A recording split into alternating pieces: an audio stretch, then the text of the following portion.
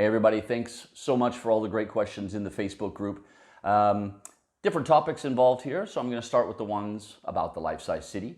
And there were a couple of questions about the making of, as it were. Dorota was asking how we choose the cities. And I can tell you right off the bat that it is not an easy task. We look at cities that can offer the viewer different contexts, different typologies. We want to offer comparison, but also contrast in the cities that we choose. We also want to have a geographic spread. I think it would be boring for everybody around the world who watches the series, just to have like cities in Northern Europe, just rotating around between them. I don't think anybody wants to watch that. Having a geographic spread, having cities in very different cultures on different continents provides the opportunity for that comparison and that contrast as well. We wanted to have all different kinds of cities represented. Mega cities, glossy cities where things are kind of working pretty well, famous cities that everybody has an opinion about or a feeling for, smaller cities as well, huge chaotic urban asphalt jungle cities. But that's what the beauty of the series has become for me, is that, yeah, in a city like Bangkok, Mexico City, wherever you like, we're gonna find little nuggets of life-sized. We're gonna find people who are doing what they can to rage against the machine, to take matters into their own hands. So it's really kind of cool to film in a city like Copenhagen, maybe Paris as well, Toronto, but then we go off and into the urban jungle and really have to do some exploring. Indiana Jones kind of urbanism, looking for the beauty and the people who are doing everything they can to make their city better. The last thing that really has to be taken into account when we're choosing cities is logistics.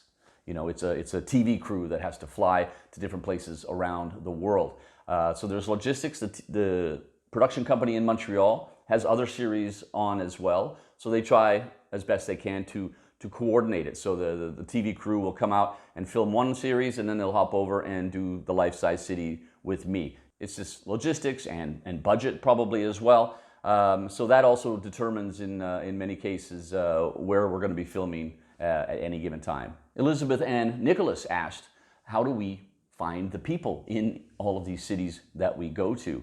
And that is a really good question. Elizabeth also asked about what the season 3 lineup will be. First of all, I can tell you that season 3 is probably going to have 12 episodes as opposed to 6 in the previous seasons. Season 3 lineup is no big secret, I can tell you. You can just look at my Instagram and see where I've been, basically. We've already filmed in, I'm looking at a screen, off screen here. We filmed in Barcelona, Beirut, Los Angeles, New Orleans, Taipei, Buenos Aires, and we decided to try a mid-sized city. There is a sort of size of city that is required to be able to fill 1 hour of television. So we can't really do smaller cities as much as we would like to, but we decided to give one a shot. Hamilton in Canada is also going to be in the next season.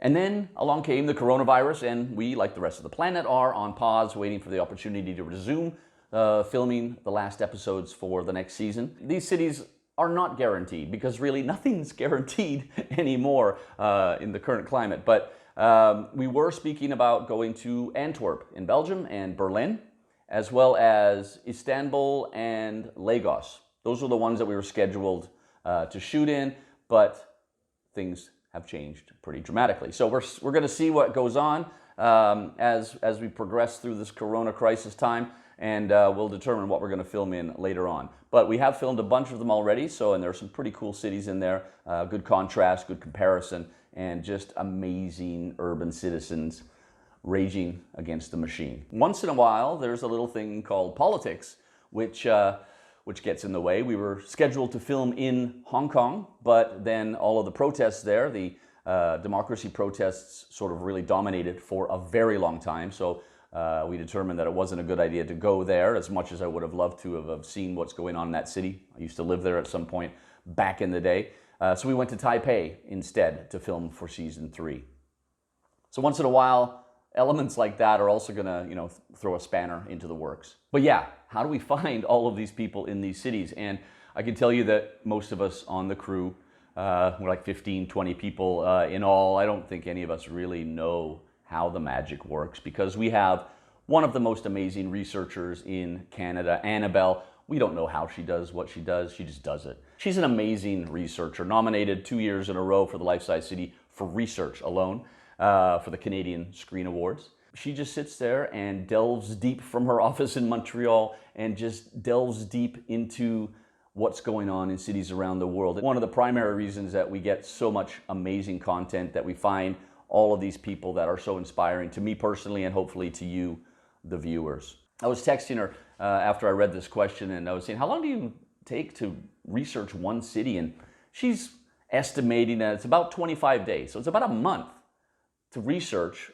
1 hour of television that we film in a 5-day shoot when we arrive. Super long, 12-hour days, 13-hour days, 5 days in a row. But a 1 month of work goes into finding all of the people that I end up interviewing and all of the things that I end up doing in the city. So there you have it. That's the first couple of questions out of the way.